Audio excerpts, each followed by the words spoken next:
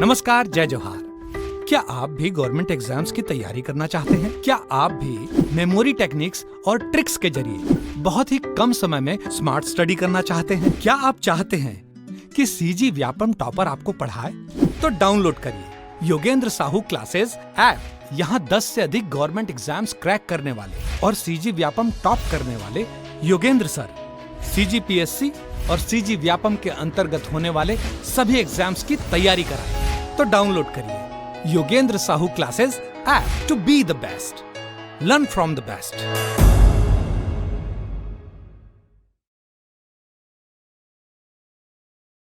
कोई भी सपना साकार करने के लिए सबसे जरूरी है सही कोच का होना। चुनिए Yogendra Sahu classes first rank को और करे अपने सीजी व्यापम CGPSC का सपना साकार। Download the app now. नमस्कार, जय हिंद। मैं सौरभ देवांगन आप सभी का स्वागत करता हूं योगेंद्र साहू ऑनलाइन क्लासेस के यूट्यूब चैनल पे। एंड आज हम काफ़ी इंटरेस्टिंग चैप्टर करने वाले हैं। हमारा नया अध्याय यहाँ पर शुरू होने वाला है। उस अध्याय का नाम है मध्यकालीन भारत का इतिहास। ठीक है, तो अभी तक हमने जो शुरू किया था वो जिस काम में मैं लगा हुआ था वो था मॉडर्न हिस्ट्री। ठीक है, मॉडर्न हिस्ट्री पे हम काम कर ही रहे हैं, वो आपके लिए चलते रहेगा, वो सीरीज़ आते रहेंगे, है ना। और हमारा मेन फोकस रहेगा कि आपका है ना डीप नॉलेज हम बढ़ाएं। ठीक है, मतलब समझ अच्छे से बढ़ा दें, फैक्ट्स को बहुत अच्छे तरीके से हमारे मतलब आपके अंदर वो इन्फॉर्मेशन चले जाए। ठीक है, उसके साथ साथ मैं यहाँ पर काफ़ी इंटरेस्टिंग वे में लाने वाला हूँ मध्यकालीन भारत का इतिहास। ठीक है, और ये मैं आपको लिटरली बता रहा हूँ क्योंकि बहुत सारे लोगों से मुझे जानकारी मिली थी कि ये जो मध्यकालीन इतिहास है ना वो लोगों को काफ़ी पसंद है। ठीक है, क्यों पसंद है? क्योंकि हमने एक मूवी देखा हुआ है, पद्मावत मूवी। ठीक है, वो भी कहीं ना कहीं मध्यकालीन इतिहास का ही एक हिस्सा रहा है। ठीक है, अलाउद्दीन खिलजी। ठीक है, वो सारा चीज़ वैसे ही रहा है, तो इसमें हमको इंटरेस्ट भी है, तो सारा चीज़ देख लेते हैं, आगे हम बढ़ते हैं। ठीक है, तो चलिए शुरू करते हैं। सबसे पहले क्वेश्चन है, कुतुब मीनार किस प्रसिद्ध शासक ने पूरा किया था? पहला इसका ऑप्शन है कुतुबुद्दीन ऐबक, इल्तुतमिश, उसके बाद है थर्ड फिरोज शाह तुगलक या अलाउद्दीन खिलजी। चलिए आगे देखते हैं इसका आंसर क्या होगा। ठीक है, यहाँ पर मैं अक्सर बताता हूँ कि मैं आपको यहाँ पर डिटेल में सारी चीज़ें बता रहा हूँ, है ना। ऐसा ना हो जाए कि मैं यहाँ पर मैंने आया कि ऐसे कुतुबुद्दीन ऐबक को टिक कर दिया और आपको समझ में नहीं आ रहा है भाई सही है या नहीं है, आपके दिमाग में कन्फ्यूजन बन गया है। तो मैंने यहाँ पर डिटेल में सारी चीज़ें लिखी हुई है ताकि आपको समझ में आ जाए कि हाँ ये एग्जैक्टली इसी चीज़ का आंसर है। ठीक है, तो यहाँ पर हम देखते हैं कुतुब मीनार का निर्माण 1199 से लेकर 1220 के दौरान कराया गया था। कुतुब मीनार को बनाने की शुरुआत कुतुबुद्दीन ऐबक, यहाँ पर हमको आंसर मिल गया, ने की थी और उसके उत्तराधिकारी इल्तुतमिश ने से पूरा करवाया था। ठीक है, तो यहाँ पर क्या है, कुतुब मीनार किस प्रसिद्ध शासक ने पूरा कराया था? क्या बोला मैंने? पूरा कराया था। यहाँ पर है शुरुआत तो कुतुबुद्दीन ऐबक ने करवाया था, उसी के नाम पे पड़ा कुतुबुद्दीन वाला, और उसके बाद किस उत्तराधिकारी इल्तुतमिश ने उसे पूरा कराया था। ठीक है, तो लोग यहाँ पर कंफ्यूजन होगा तो मैं आपको बता दे रहा हूँ, उनका उत्तराधिकारी इल्तुतमिश ने उसे कंप्लीट करवाया था। आगे देखते हैं। ठीक है, लाख बख्श की उपाधि किस शासक को दी गई थी? इल्तुतमिश, बलबन, रजिया या कुतुबुद्दीन ऐबक? आगे देखते हैं इसका आंसर क्या होना चाहिए। कुतुबुद्दीन ऐबक। ठीक है, तो आंसर यहां पर है कुतुबुद्दीन ऐबक। आगे देखते हैं। कुतुबुद्दीन ऐबक को बड़े पैमाने पर दान देने के कारण लाख बख्श या लाखों के दाता की उपाधि दी गई थी। यहां पर मिल गया हमको आंसर। ठीक है, कुतुबुद्दीन ऐबक दिल्ली सल्तनत के पहले सुल्तान और गुलाम वंश के संस्थापक थे। तो यहाँ पर एक और चीज़ यहाँ पर बनता है, गुलाम वंश के संस्थापक कौन थे? तो यहाँ पर आप देख पा रहे होंगे गुलाम वंश के संस्थापक थे कौन? कुतुबुद्दीन ऐबक। और दिल्ली सल्तनत के पहले सुल्तान भी कौन थे? कुतुबुद्दीन ऐबक। ठीक है, और ये तो दूसरा हो गया। एक और आंसर जो हम यहाँ पर ढूंढ रहे हैं, लाख बख्श की उपाधि किस शासक को प्राप्त थी? वो है इसका आंसर कुतुबुद्दीन ऐबक। ठीक है, तो कैसे याद करोगे? कुतुब मीनार को बनाने में लाखों रुपए लगे होंगे। ठीक है, लाखों रुपए लगे होंगे।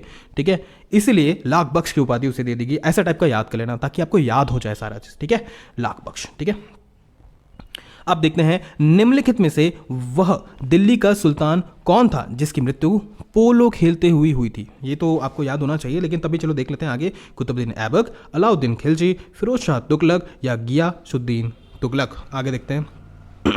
दिल्ली सल्तनत का प्रथम शासक कुतुबुद्दीन ऐबक था जिसकी मृत्यु पोलो खेलते हुए घोड़े से गिर के हो गई थी। ठीक है, तो ये जो मतलब पोलो खेलते हुए घोड़ा में पकड़ के खेलते नहीं है, एक घोड़ा में मतलब एक आदमी रहता है, मतलब जो खिलाड़ी रहता है वो घोड़ा में, और उसको हॉकी टाइप का स्टेक टाइप का कुछ लात मार वो करते हैं सारा चीज़। ठीक है, तो कौन? जैसे कुतुब मीनार जो है वो बहुत लंबा सा है, तो वैसे ही मान के चलो हॉकी स्टिक टाइप का ही है, तो कौन मरा था? कुतुबुद्दीन ऐबक। ऐसा करके दिमाग में एक इमेज बना लो।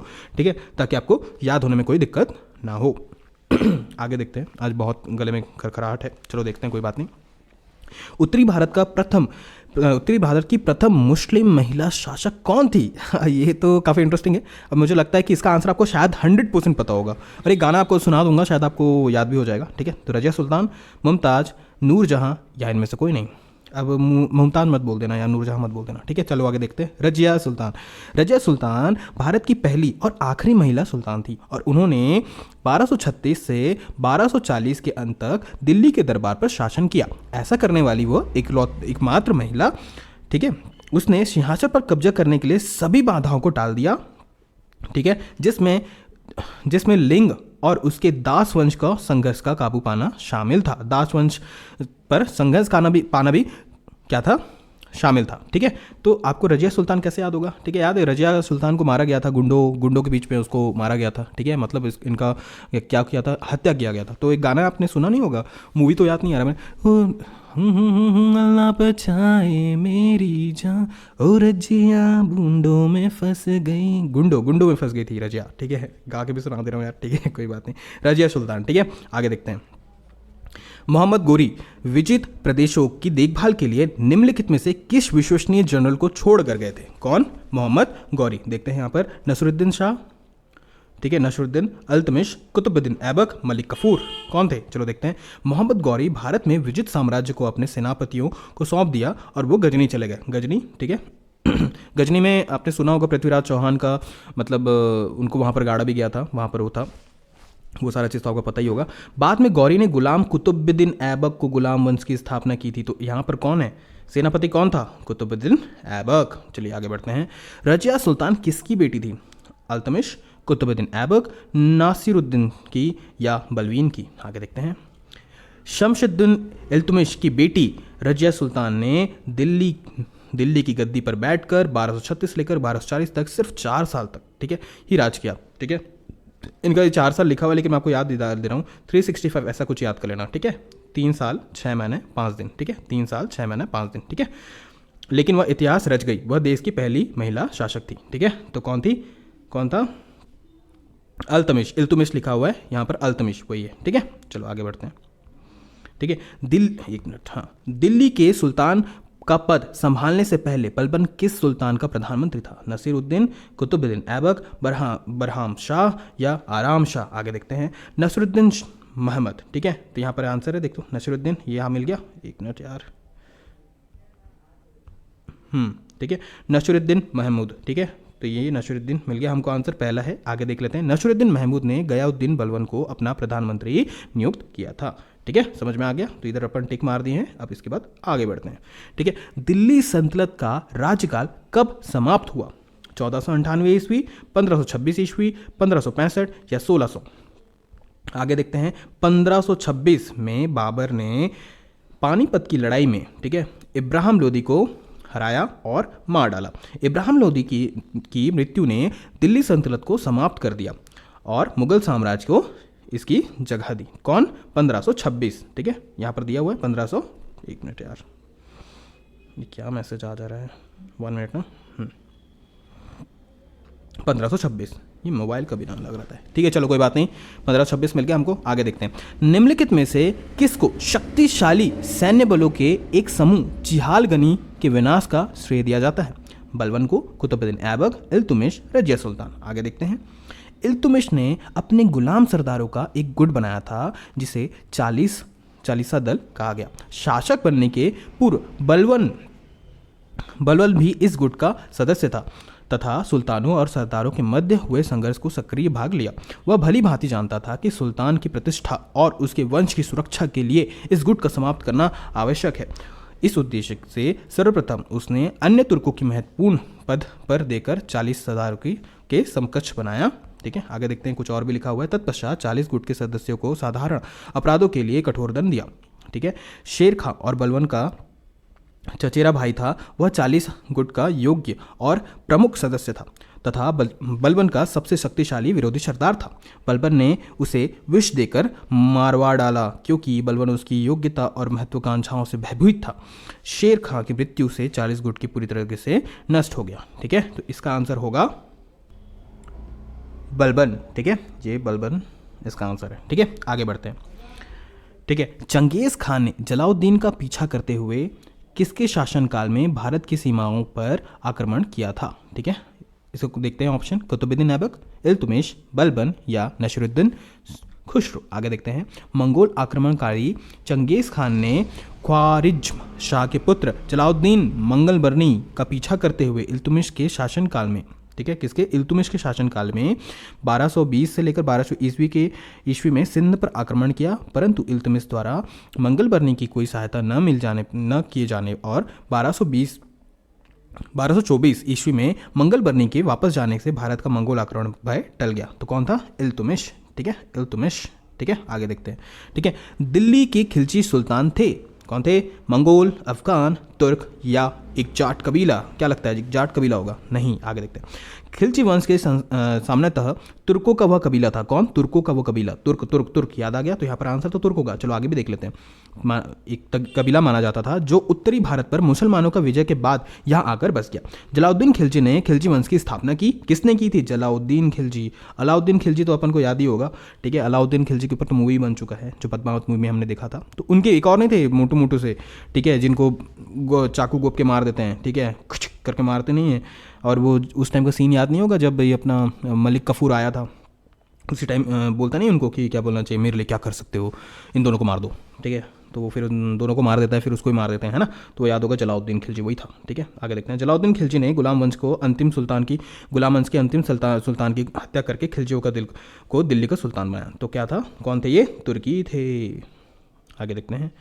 मदुरई, ठीक है, आगे देखते हैं। मदुरई तक सफलतापूर्वक बढ़ने वाला दिल्ली का जनरल कौन था? कीजर खां, मोहम्मद गौरी, मलिक काफूर या मोहम्मद बिन तुगलक? आगे देखते हैं उसका आंसर क्या होगा।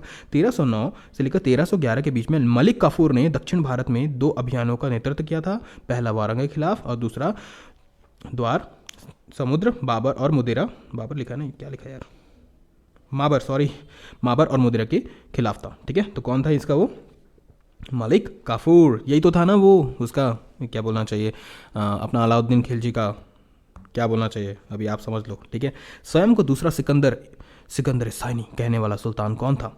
बलबन, अलाउद्दीन खिलजी, मोहम्मद बिन तुगलक या सिकंदर लोदी? कौन होगा बताओ? आपको डायलॉग भी याद होगा। चलो याद नहीं होगा तो मैं अभी याद करके बता देता हूँ। अलाउद्दीन खिलजी ने स्वयं को दूसरा सिकंदर बताया। वह खिलजी वंश का सबसे शक्तिशाली सम्राट में से एक था। वह राजस्व और मूल्य नीतियों के सुधार के लिए जाना जाता था। तो यहाँ पर एक और हमारा आंसर बनता है, वह राजस्व। कौन? अलाउद्दीन खिलजी राजस्व और मूल्य नीतियों के सुधार के लिए भी जाना जाता है। ठीक है, तो यहाँ पर एक आपको क्वेश्चन कभी आएगा तो आप ये देख पाए, मतलब आंसर कर पाएंगे, कोई दिक्कत नहीं है। वह अपने शासनकाल के दौरान कई प्रशासनिक परिवर्तनों के लिए जिम्मेदार था। भारत के मंगोलों के आक्रमण का प्रतिकार करने के लिए भी विख्यात उसका दुनिया को जीतने का सपना था। ठीक है, विख्यात था और उसका दुनिया को जीतने का सपना था, इसलिए उसने अपने सिक्कों में खुद को सिकंदर सानी के रूप में चित्रित कराना शुरू किया। ठीक है, तो ये था कौन? अलाउद्दीन खिलजी। आपको वो मूवी का मतलब सीन भी याद होगा ना, जब वो पद्मावत के पीछे पागल हो गया था, पद्मावती के पीछे। ठीक है, तो आपको याद होगा, तो उसकी जो मतलब हीरोइन रहती है, ठीक है, जिससे शादी करे रहता है, तो वो बोलते रहता है ना कि अब जाना है वहाँ पर हमला करना है। तो उनकी वाइफ बोलती है कि अब सिकंदर शानी एक महिला के लिए युद्ध करेंगे। तो वो बोलता है, क्या डायलॉग है ना, हाँ, सीमा बहुत फैला लिए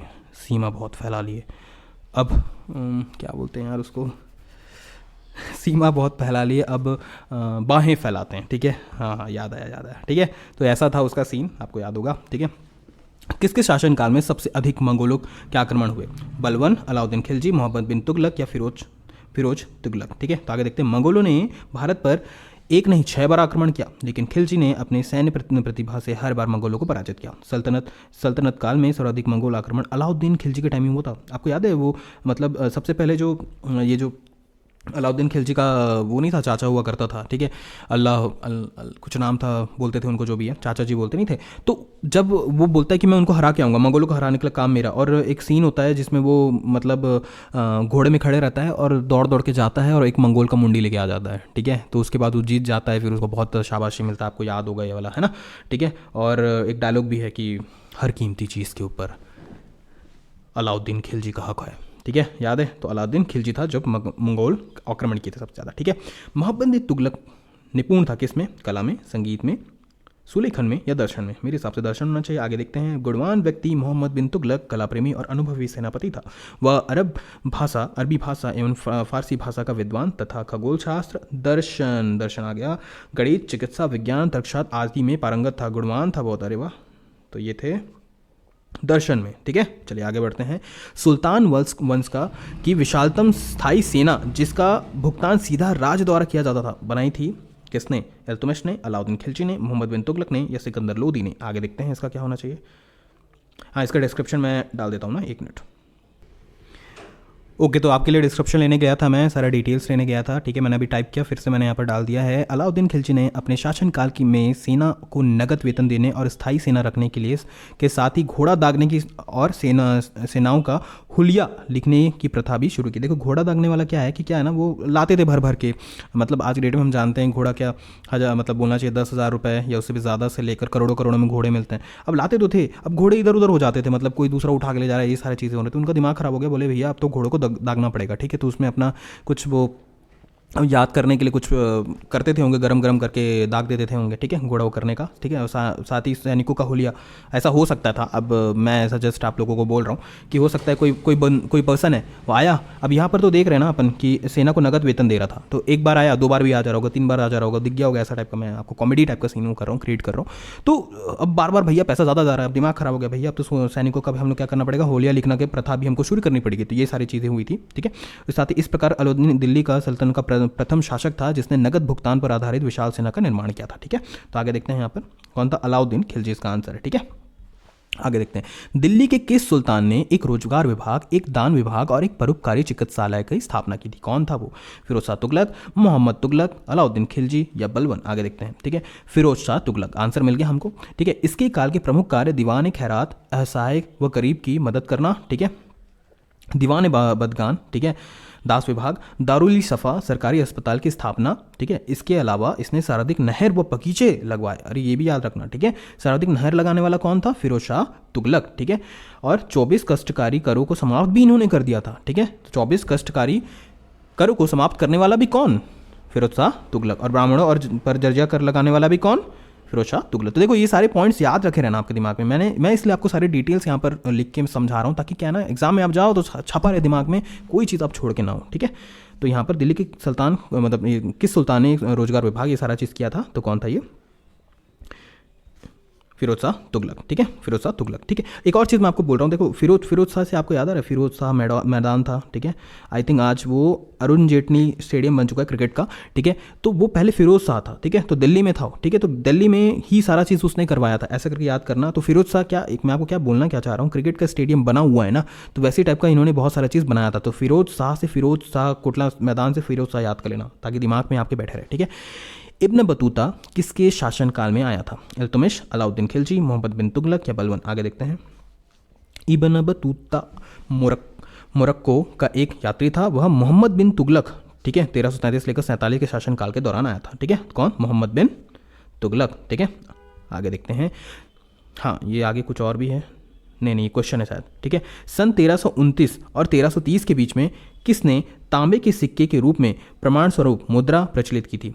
ए है यहाँ पर अलाउद्दीन खिलजी, बी है गयाउद्दीन तुगलक, सी है मोहम्मद बिन तुगलक या फिरोज शाह तुगलक? आगे देखते हैं इसका डिस्क्रिप्शन क्या है। सन 1329 ईस्वी और 1330 के बीच में मोहम्मद बिन तुगलक, यहाँ आंसर मिल गया, मोहम्मद बिन तुगलक ने तांबे के सिक्के के रूप में सांकेतिक मुद्रा का प्रचलन किया। 14वीं सदी में संसार में चांदी की कमी हो गई। व्यापार के प्रसार के साथ अब आधिकारिक सिक्कों की आवश्यकता भी होने लगी। इसके अलावा चीन में कुबतई खान सांकेतिक मुद्रा का सफल प्रयोग कर चुका था। ईरान के मंगोल शासक गाजान खान ने भी इसका प्रयोग किया। मोहम्मद तुगलक ने सांकेतिक मुद्रा चलाने के लिए निश्चय किया, जो चांदी के टंके जितना ही मूल्य का था। तो कौन था? मोहम्मद बिन तुगलक। ठीक है, आंसर मिल गया। आगे बढ़ते हैं। ठीक है, सांकेतिक मुद्रा, ये अच्छा, इसका एक और डिस्क्रिप्शन है, उसको भी देख लेते हैं। सांकेतिक मुद्रा का विचार भारत में नया था तथा व्यापारियों को और साधारण जनता को इसे स्वीकार करने के लिए प्रेरित करना कठिन था। यदि सुल्तान लोगों को जाली मुद्रा ढालने से रोक लेता तो यह प्रयोग सफल हो जाता। क्या होता था ना, मतलब अब कोई मुद्रा बना रहे हैं, अब देख रहे हैं वैसे टाइप का चल रहा है, सेम टाइप का बना लिया। आज का तो रेट में जो बोलना चाहिए, जो नोट है उसका तो हम लोग को चलो समझ में आ जाता है, लेकिन उस टाइम शायद समझ में प्रॉब्लम होता होगा, है ना। ठीक है, लेकिन सुल्तान ऐसा न कर सका और बाजार में नई मुद्राओं का भारी अवमूल्यन हो गया और अंत में सुल्तान ने इसे समाप्त करने का निश्चय किया। ठीक है, तो ये आंसर तो हमको मिल गया था। ठीक है, मोहम्मद बिन तुगलक। आगे देखते हैं, दिल्ली के निम्नलिखित सुल्तानों में से किसी इतिहासकारों ने विरोधों का मिश्रण बताया। ठीक है, कौन था? बलबन, अलाउद्दीन खिलजी, मोहम्मद बिन तुगलक या इब्राहिम लोदी? आगे देखते हैं, मोहम्मद तुगलक। ठीक है, मोहम्मद तुगलक दिल्ली के सुल्तानों में से एक था जिन्हें इतिहासकारों ने विरोध का मिश्रण के रूप में वर्णित किया। ठीक है, मोहम्मद बिन तुगलक। आंसर मिल चुका है। आगे देखते हैं। ठीक है, किस कारण से मोहम्मद बिन तुगलक असफल व्यक्ति था? वह विक्षिप्त था, वह व्यवहारिक राजनेता नहीं था, प्रोबेबली हो सकता है व्यवहारिक राजनेता नहीं था। आगे देखते हैं, उसने राजधानी दूसरे शहर में बसाया था, उसे चीन के साथ युद्ध किया? ये तो नहीं लगता है। ठीक है, आगे देखते हैं, सुल्तान मोहम्मद बिन तुगलक ने व्यवहारिक निर्णय शक्ति एवं सामान्य बुद्धि का अभाव था। मतलब जो आंसर अपन प्लान करे थे वही है। ठीक है, वह सैद्धांतिक ज्ञान के आवेश में आकर ऊंचे सिद्धांतों और काल्पनिक योजनाओं में डूबा रहता था, यद्यपि उसे योजना सिद्धांत के रूप में ठोस नहीं रहती थी। ठीक है, तो आगे देखते हैं, इसका व्यवहारिक राजनेता नहीं था, तो यही तो प्रॉब्लम होगा उसका। ठीक है, आगे देखते हैं, किस वंश में सुल्तानों ने सबसे अधिक समय तक शासन किया था? ठीक है, किस वंश के सुल्तानों ने? ठीक है, तो खिलजी वंश, तुगलक वंश, ताश वंश, लोदी वंश। आगे देखते हैं क्या होगा।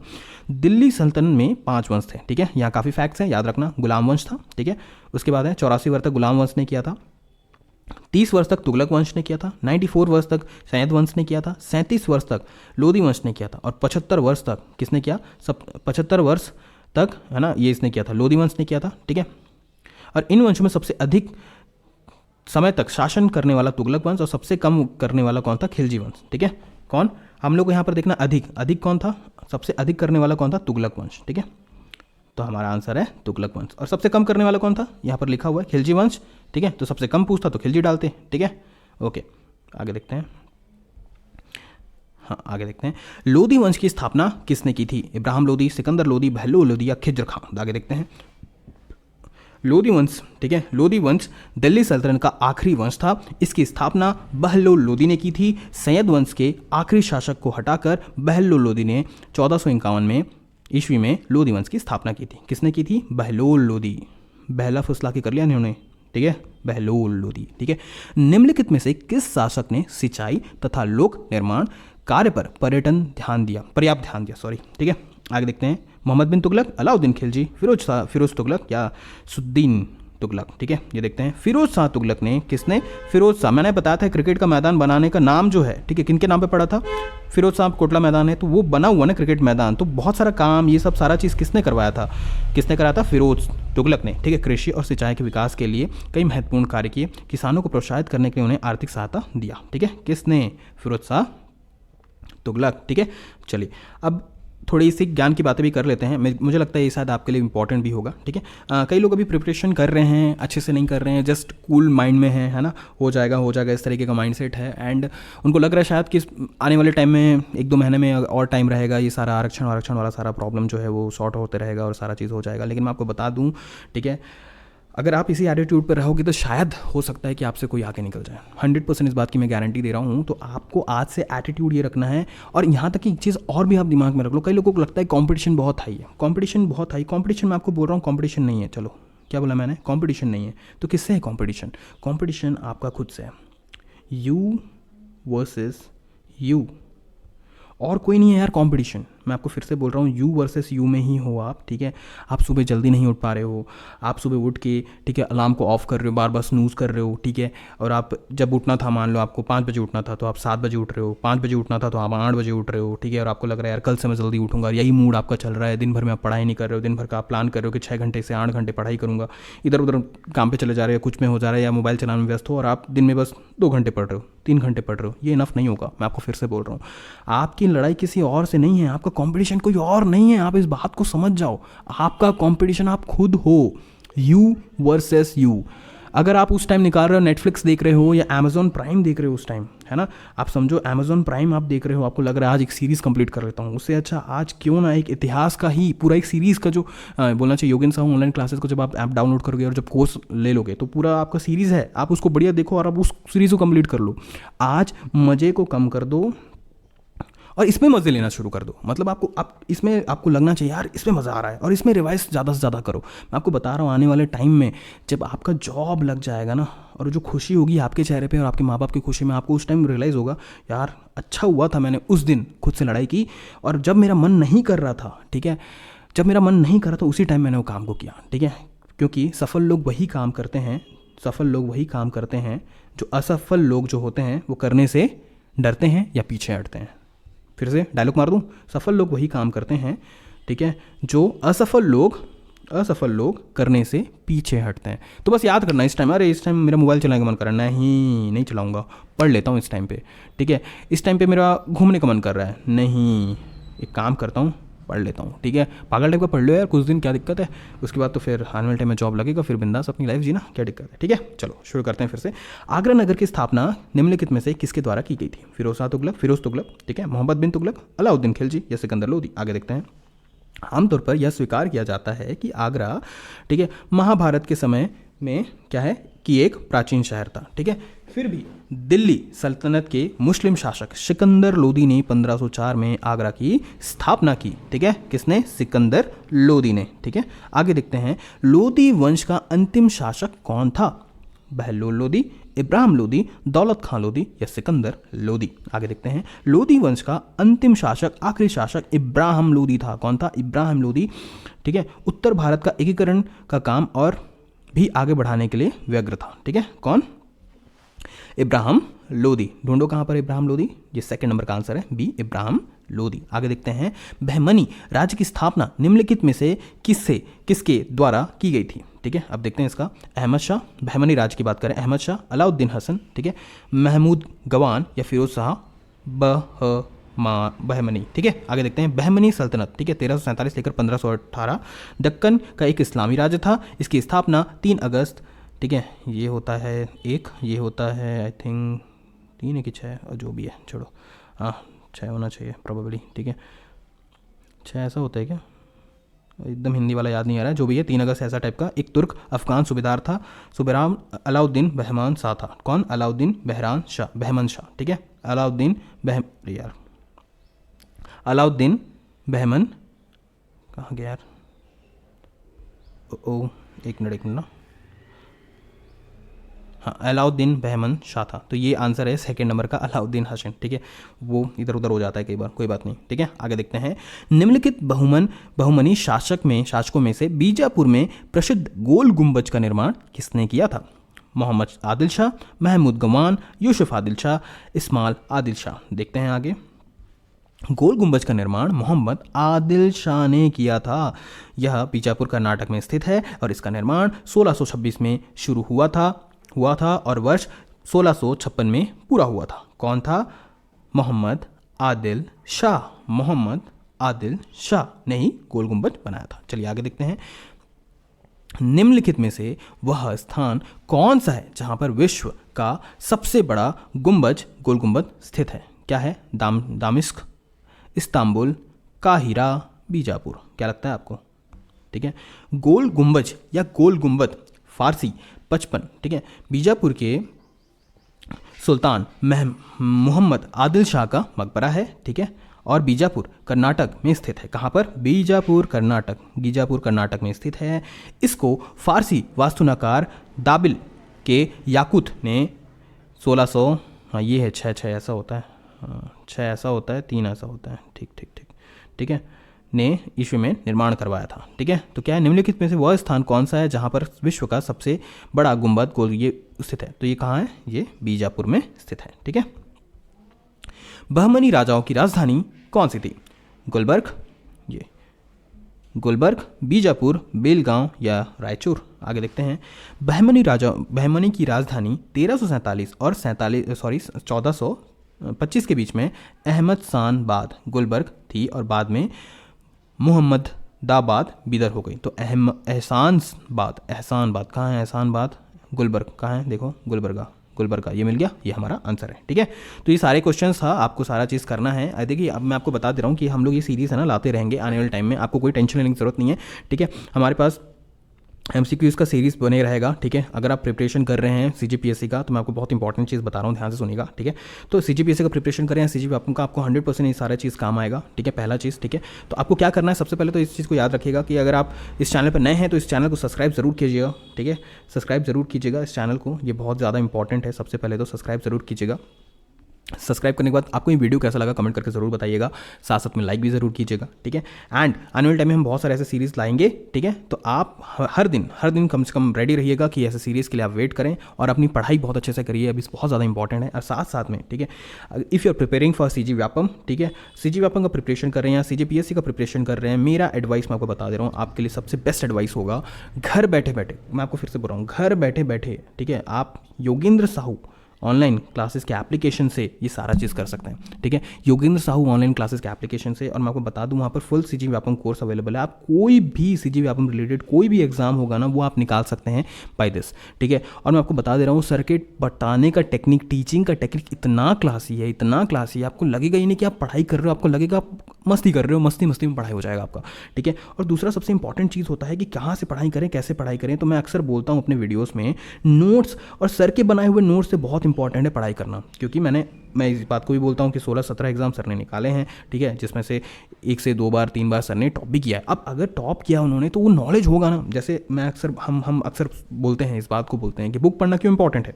बुक पढ़ने से कोई भी अगर लेखक होगा ना, उसके लाइफ का हमको है ना, मतलब अगर उसने 50 साल जिया है या 60 साल जिया है ना, 60 साल का एक्सपीरियंस उसमें एक बुक में डाल देता है वो। तो वही बात है, अगर कोई पर्सन 16-17 एग्जाम फाइट करके निकाल चुका है, आज की डेट में एक जॉब लगाना लोगों के लिए डिफिकल्ट हो जाता है। सर ने तो 16-17 एग्जाम निकाल लिए हैं, जिसमें से 2 से 3 बार टॉप किया है।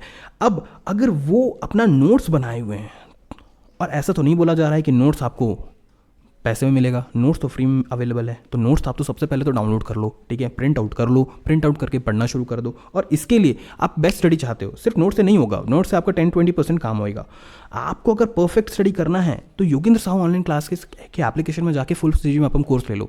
अगर आप ये कोर्स ले लेते हो ना, तो आप नोट से भी तो बहुत अच्छे से पढ़ोगे, उसके साथ साथ सर जो पढ़ाएंगे आपके दिमाग में सट बैठने लगेगा और 100% आपका प्रिपरेशन हो जाएगा, और आप आने वाले टाइम में जब भी व्यापम अपने एग्जाम निकालता है आप उसे क्रैक कर पाएंगे, ठीक है। तो ये मुझे बोलना था, क्योंकि बहुत ही ज़बरदस्त तरीके से सर ने एप्लीकेशन को बनाया है, साथ साथ में कोर्स को भी बनाया है। और साथ साथ में आपको ये भी बोलना चाहता हूँ, सर वहाँ पर जब भी वो अपने क्लासेस में वहाँ पर ऑफलाइन क्लासेस में लेते हैं, तो ऑनलाइन जितने भी क्लासेस होते हैं ना, वो सर सबको है ना अपलोड भी कर देते हैं, ताकि हमको कोई परेशानी नहीं रहे। और घर बैठे बैठे आप 2x में देख लो, 1.5x में देख लो, फटाफट देख के आपके पास जो भी नोट्स है उससे आप रिवाइज कर सकते हो और अपना प्रिपरेशन हाई लेवल पे कर सकते हो, ठीक है। तो ये मेरे साइड से बोलना था, एंड ऑल द बेस्ट। आने वाले टाइम में हम ऐसे सीरीज़ लाते रहेंगे, तो हमारे साथ बने रहिएगा। Thank you so much.